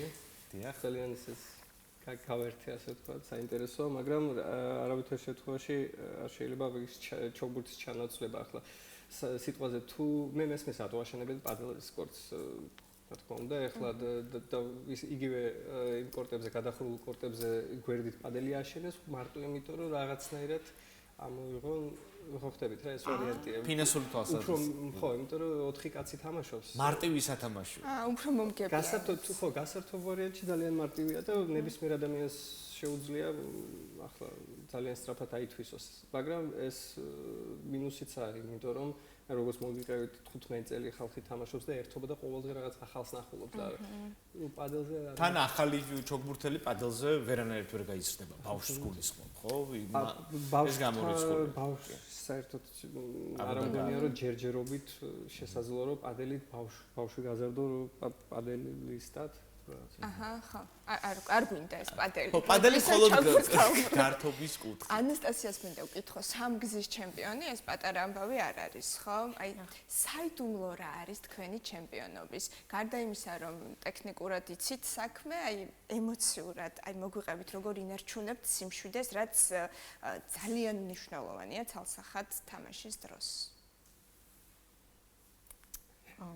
აი თემოსგან გაქვთ ეგ ხო აი მწვრთნელისგან რაღაც ის რჩევა რაც აი გახსოვთ იმ მომენტში აი თუ ქულას წავაგებთ შვიდებით ვითო ვიგებთ წნარდებით და ვაგზელებთ თამაში ისე როგორც იდიოტა და ისე როგორც თამაშობდი ანუ მწვრთნელის ფსიქოლოგია თამშვიდება და წნარების თამაში არის მუდმივად ხო თემა ენერგია არის რესურსი რა ან შენ ამ რესურსს გამოიყენებ პოზიტიურად თუ არ ყოფითად ყველა ვარიანტში იხარჯება ენერგია და ოცეს ცდილობთ რომ ეს უარყოფით ენერგიაზე არ ჩავიციკლოთ გაფუჭდა ქულა გაწავაგეთ ქულა წავაგეთ აი შემდეგი ქულა ამიტომ ჩოგბურთში ეს ბურთი ბრგვალია თუ რაღაცა და ვაგრძელებთ თამაშს აჰა კი ბატონო ძალიან დიდი პასუხისმგებლობა მწვრთნელობა ასე მგონია და ხო არ ჩვეულებრივად ართმევს თავს თემა უკვე ბევრი წელია დიდი მადლობა დიდი მადლობა თქვენ ძალიან გავით ჩვენი სტუმრები გილოცავთ კიდევ ერთხელ ჩოგბურთის დღეს მადლობა თქვენთვის თემო ცინცაძე და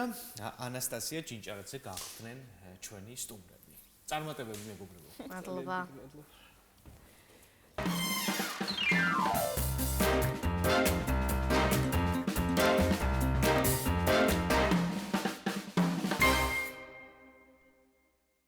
საოპერო შედევრების კონცერტი, ასე ქვია ღონისძიებას, რომელიც თბილისის სარაჯიშვილის სახელობის სახელმწიფო კონსერვატორიის დიდ დარბაზში 11 მარტს გაიმართება სიმფონიური ორკესტრის დავით მუქერიას ხელმძღვანელობით. ჩვენი სტუმრები გახლავთ ძვირფასო ტელემაყურებლებო ლია ჯაში, სოპრანო და დიეგო ანდრია ფისჩელა, იტალიელი ტენორი. მოგბრძანდით? მოგბრძანდით. მადლობა რომ ხართ დღეს ჩვენთან ერთად. მოგესალმებით. მოგესალმებით. აბრძანდით. მადლობა ყოველთვის გვიხარია. ბატონო დიეგო, ქალბატონი ილიასგან დავიწყებთ. მოდით ბატონო დიეგომ ქართული იცის? ქართული კი, ესმის თუ არა და მე დაგეხმარებით. დაგვეხმარებით იტალიურიდან თარგმანში, ხო? ქალბატონო ლია მოგვიყევით 11 მარტს გასამართი შესანიშნავი კონცერტის შესახებ. დიახ, მართლაც შესანიშნავი კონცერტია. პირველ რიგში მოგესალმებით, უღრმესი მადლობა თქვენს ტელევიზიას, პროდიუსერებს, თქვენ ასევე წამყვანებს ჩვენი გადაცემაში მოწვევისათვის. არაერთხელ აშუქებთ ჩვენს მიღწევებს. უღრმესი მადლობა საერთოდ აჭარის ტელევიზიას ყველაფრისათვის, ყველა გადაცემა, სადაც კი მიგვიღია მონაწილეობა. გაიხარეთ. კიდევ ერთხელ აღნიშნავ. ეს კონცერტი დიდი ხანია რაც მზადდება, ჩანაფიქრი იყო და გვეხმარებოდა ესე იგი, მე მინდა აღნიშნო პირველი ვინც ესე იგი ფეხზე დადგა და გვერდით დამიდგა და მთელი თბილისის ელიტალური საზოგადოება თავისი მეგობრები შემოგვიერთა დაგვიამხანაგა და დაგვიმეგობრა ეს არის ჩემი პირველი ოჯახიდან ჩემი ყოფილი მეუღლის და ქალბატონი თია კუჭუხიძე სწორედ მისი გულშემატკივრობით მოხდა რომ ეს ჩემი ტალანტი არ დაკარგულიყო გამოსულიყო უფრო ფართო ასპარეზზე და დაგვიყენა გვერდით თავისი მეგობრები მინდა აღნიშნო უდიდესი საზოგადო მოღვაწე ქალბატონი ნანა მომცელიძე და მისი მეგობრები ბატონი სერგი ლომაძე ბატონი კახაბაციკაძე ბატონი გიორგი ზუხბაია ესენი არიან საქართველოს ხელოვანთა საზოგადოება და მასთან არსებული ჟურნალის ახალი სიტყვის წარმომადგენლები და ამ ადამიანებმა ამ ორგანიზაციამ ითავა რომ ესე იგი ჩვენი კონცერტის შემდგარიყო ჩემი ტალანტი გამოსულიყო ფართო არეალზე ასევე ჩემი მეუღლის დიეგო ანდრიას ტალანტი რომელიც 2 წელიწადია ესე იგი მეცადინეობს ჩემთან ვოკალში, დაიწყო იტალიიდან ჯერ ონლაინით, შემდეგ ჩამოვიდა, აქ ვიქორწინეთ. კულტურის სამინისტრომ ძალიან შეგვიწყო ხელი შარშან ესე გამოდის და ნუ დიდ სცენაზე შედგა ფაქტიურად მისი დებიუტი იწყება ბათუმიდან როგორც ნეაპოლელი ტენორი რომელიც იწყებს თავის სასიმღერო საოპერო კარიერას საზღვარგარეთ საქართველოში და საქართველოდან ბათუმიდან დაიწყო მოდით დიეგოს აი შემიძლია რომ არ ვკითხო ბატონ დიეგოს ხომ აი იტალიაც არის ერთგვარი აკვანი ხომ საოპერო კულტურის მე ასე მგონია ხომ აი რო შეადაროთ პარალელი გაავლოთ იტალიური საოპერო კულტურა და ქართული რით გავს და რით განსხვავდება come si può così pensare parallele diciamo dividere tra Georgia tra Italia come ti piace cantanti italiani cantanti georgiani la classica musica italiana come significa in Georgia sì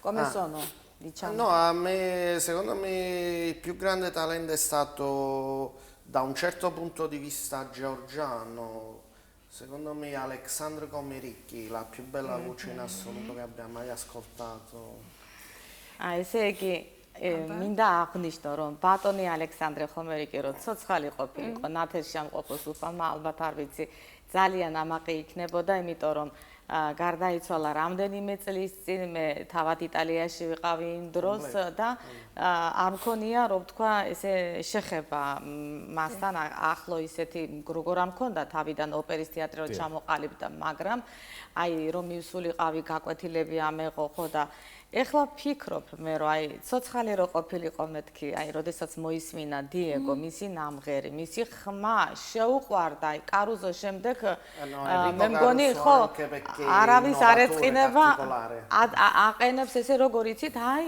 რაღაც ძალიან დიდი სიყვარულით აი როგორც მას უყვარს აი კარუზოს ხმა ასევე შეიყვარა ბატონი ალექსანდრე ხომერიკის ხმა და ყოველთვის ამას particular innovation ანუ ინოვაციას ვსაუბრობთ, თითქოს სხვაგვარად შესრულებაზე ვსაუბრობთ კარუზოს, მე შევეცადე რომ იტალიურიდან ცოტა და ინგლისურიდან. სხვაგვარი შესრულება არა, აი ხმის ფაქტორი. აღაფრთოვანა ხმის ფაქტორმა, რომ იმდენად ლამაზი ხმა აქვსო კარუზოსო, ესეთი ლამაზი ხმაო, ესე იგი არანაკლები მომღერალი ყოლია თუ აი კარუზოს დონისო თქვენო და ალექსანდრე ხომერიკიო, ეს როგორ არ ვიცოდი მეო.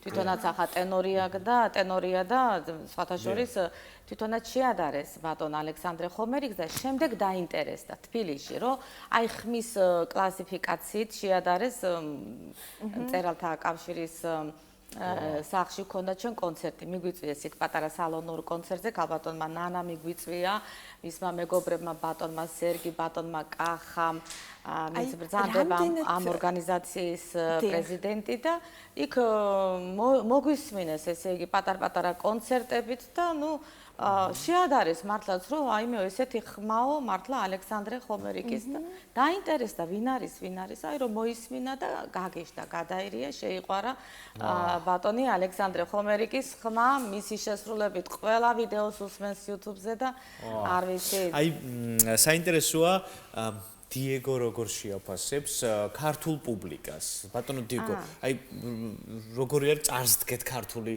პუბლიკის წინაშე იტალიელი tenori. Allora, come pensi tu, diciamo, la pubblica georgiana, che quali vengono applaudendo noi, come pensi per loro? Piace a te? Il pubblico georgiano, quando stavamo nella casa degli scrittori, mi piacque come mi applaudirono, come mi osannarono come fossi il nuovo Paganini della lirica. Vabbè, violinista Paganini. Però sì, mi piace che viene il pubblico georgiano, sì, mi attira.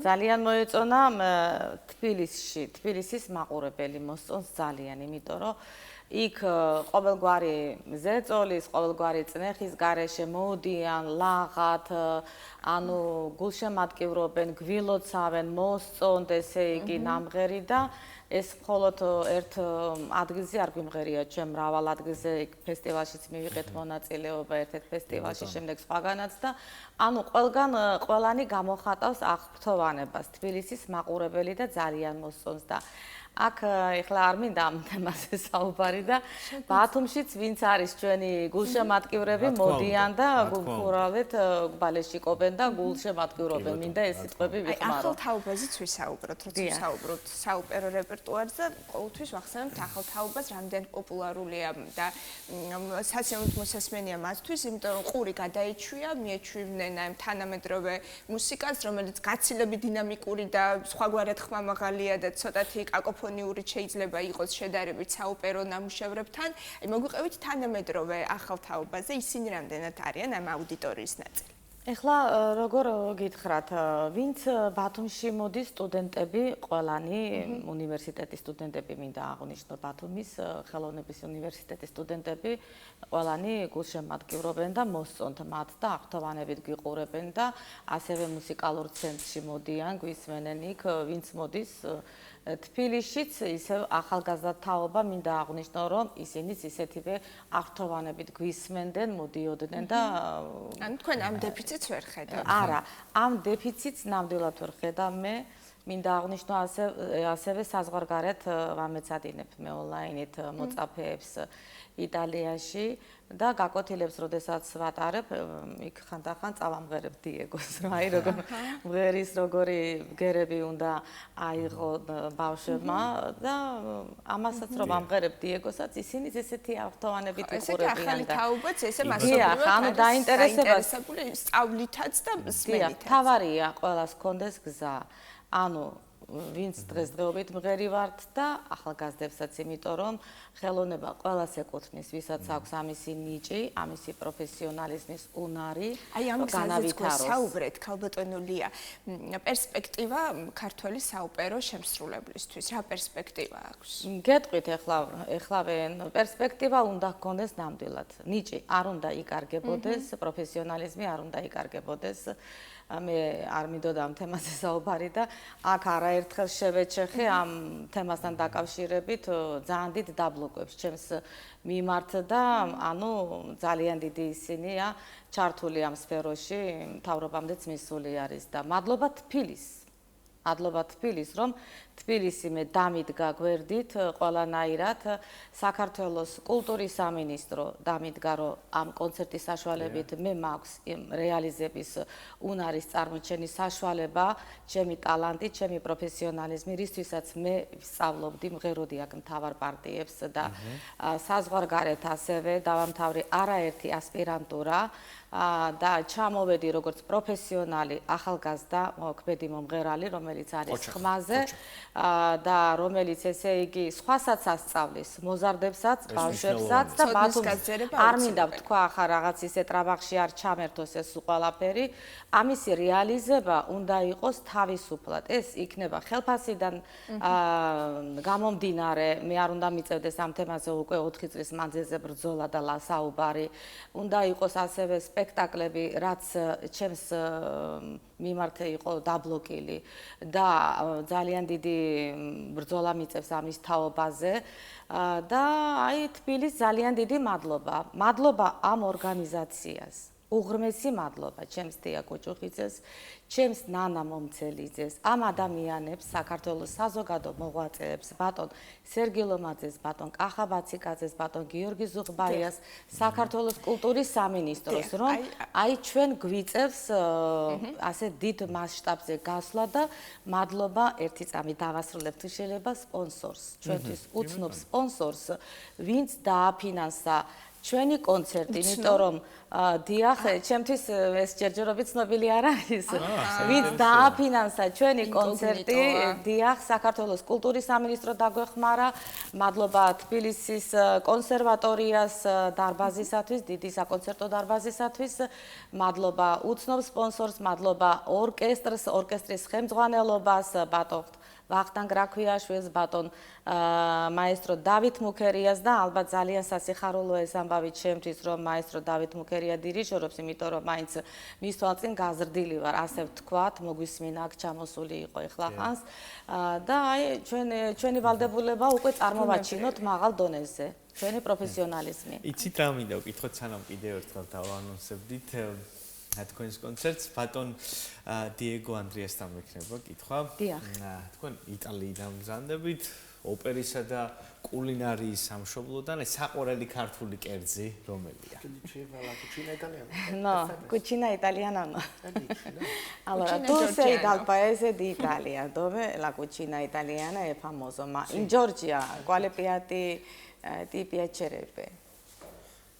In Georgia dipende come li cucinano, ci sta il khachapuri, quello che mangiamo a Tbilisi che era mengreli. Khachapuri. Comunque khachapuri. Acciaruli tu imeruli? Ajarian khachapuri mengrelian. Ajaria khachapuri buono, mengrelian non so, lo mangiamo a Tbilisi, no? Sì, abbiamo mangiato. Quello lì la prima volta era mengreli. Allora quello era ottimo. E poi vabbè dipende come li cucinano a seconda di come prepara. Შეშაზე შემწვარი გამომსვარი აჭარულია. Წვადები უყვარს კიდე ძალიან. Poi c'è sta quella cosa ottima che forse è dietetica, ottimo che dietetica, quella lì che in Italia non fanno perché il grano è puro, non arriva. კიტრიბამბრის სალათიო? Tipo patatine. Tipo patatine. ის ეხლა ძალიან ისე თქვა, ანუ ღომის ჩიფსები მოეწონა, სახში სახში გავამზადე და აი ჩიფსები რო გავაკეთე, გადაერი ესეთი არაფერი არ მიჭამია ჯერ. ესეთი წარმოდგენა არსებობს, რომ იტალიელები და ქართველები გავართ ერთბადეთ. რამდენად სწორია ბატონი ანდრიას დიეგოს გადმოსახედიდან? Allora, con carattere siamo simili, georgiani e italiani. A volte sì, però i georgiani a volte sono un po' maleducati. Perché? Perché cosa non ti piace da georgiani? Vabbè, pure capita, magari nell'ospitalità un po' particolari, può capitare che fanno storie, problemi che magari... Però vabbè, in generale sì, sono simili agli italiani. Ara, ძალიან მოსწონს ქართველები. Alla guida sono migliori rispetto a Napoli, però a Tbilisi sono un po'... A Batumi migliori. ნაკლებადო ბათუმიო. სხვათა შორის მინდა აღვნიშნო, რომ ქართველები მეტი სტუმართმოყვარეები ვართ ჩვენ, ვიდრე იტალიელები, თუმცა იტალიელებიც ახლა ჩემი მეგობრები ვინც არიან იქ, სადაც კი მივედით და მილანში ვიყავით ჩასული, იმიტომ რომ 7 წელიწადი მე მილანში ვსწავლობდი და მყავს ძალიან ბევრი მეგობარი იქ. აი თავადაც გაოცებული უყურებდა, რომ ესე იგი მილანის მოგვაკითხეს, მანქანით წაგვიყვანეს, მანქანით წამოგვიყვანეს, საქართველოში. არა, მილანში. ჩემმა მილანში. არა, იტალიელებმა, ჩემი იტალიელი მეგობრები არიან და ესე გაოცებული იყურებოდა თავადაც, ხო? ვაიმეო ესენი, აი ხო ხედა მე ვთხარი მე როგორი მეგობრები მყავს მეთქი, რომ სადაც კი ფეხ შევადგამ, მართლა ვიზიდავ არ ვიცი, აი მარტომ დავამყარე ეს ქართულ საერთაშორისო ურთიერთობების საქართველოს და უცხოეთს შორის, მინდა თქვა, მარტომ სრულიად ყოველგვარი დახმარებების გარეშე. ხშირად უსვამთ ხაზს, რომ ქართველი არტისტები, რომლებიც ცდებიან საქართველოს საზღვრებს, არიან ელჩები ქვეყნიდან და გიხარია, რომ ასე წარმოაჩენთ ჩვენს ქვეყანას. კიდევ ალბათ იმით გავართ ჩვენ და იტალიელები, რომ აი ხო არ ვიცი იტალიურ, მაგრამ ხვდებოდი, რასაც ამბობდა ბატონი დიეგო, იმიტომ რომ ამას ჟესტებით აღწერდა და ეს გვიყვარს ჩვენს, ხო, ძალიან ემოციურები ვარ. უღმესი მადლობა რომ იყავით ჩვენი სტუმრები, წარმატებებს. მოგაწოდოთ ჩვენი მოსაწვევები, აიღეთ თუ შეიძლება. აი ეს თბილისში არის, მაგრამ თუ კი შეძლებთ ჩამობრძანებას თუ არა და გადაუგზავნეთ თქვენს ახლობლებს ვინც შეიძლება. მოდი დავაანონსოთ კიდევ ერთხელ თქვენი კონცერტი და დაგემშვიდობთ. დიახ. უღმესი მადლობა კიდევ ერთხელ მოწვევისათვის. ჩვენი კონცერტი ორკესტრთან ერთად დირიჟორი ბატონი დავით მუქერია ჩატარდება 11 მარტს თბილისის კონსერვატორიის დიდ საკონცერტო დარბაზში. მღერი ვართ მე და ჩემი მეუღლე, იქნება ძალიან დიდი გრანდიოზული კონცერტი. მინდა აღვნიშნო აქვე ტელევიზიით, რომ ესე იგი 2 წლის მანძილზე მე რაც შევძელი რომ ჩამედო და მესწავლებინა მისთვის და ხმის კლასიფიკა შემეცვალა და აი ეს ნაწარმოებები, რომლებიც ჩვენ გამოგვაქვს, ხო, ეს არის 2 წლის ნამუშევარი. ხალხი ამთავრებს კონსერვატორიას და მათ უჭირს იმ პროგრამის სიმღერა, რომელსაც ესე იგი დიეგო ეხა წარმოადგენს, იმიტომ რომ ის არის პროფესიონალი პიანისტი, კომპოზიტორი არის, ასევე მუსიკალური კრიტიკოსი არის. ეს ახალი მუსიკალური პროდიუსერი, ასე ვთქვათ და ნელ-ნელა ამჟღავნებს თავის ხო, მეგონი დიეგო ყველაფერს ხვდება ქართულად. არა, იცის ქართული, კი, იცის. მე როდესაც ჩამოვიდა, იქ რაღაც ისეთი ქართული სიტყვა მითხრა. ქართული Giorgiano, qualche Giorgiano parola? Dici qualcosa? Devo dire qualche... Didi Madlova? Didi Madlova, poi... Κατατσέμაში? Როგორ ხარ? Aspetta, che c'è più? დიდი მადლობა, დიდი მადლობა. კარგი აქცენტია. გადაცემაში? კარგად. დიდი მადლობა, დიჩი ალორო? დიდი მადლობა. გადაცემაში? გადაცემაში? მოწვევისათვის. მოწვევისათვის. მობრძანდით? მობრძანთის. ჩვენს კონცერტზე. კონცერტზე. თბილისში. თბილისში. დიდი მადლობა. ლია ჯაში სოპრანო და დიეგო ანდრია ფისჩელა იტალიელი ტენორი გახდათ ჩვენი სტუმრები. მადლობა, ძალიან დიდი მადლობა თქვენ. ჩვენს მაყურებელსაც უნდა დავიმშვიდობოთ, ხვალამდე გემშვიდობებით დროებით.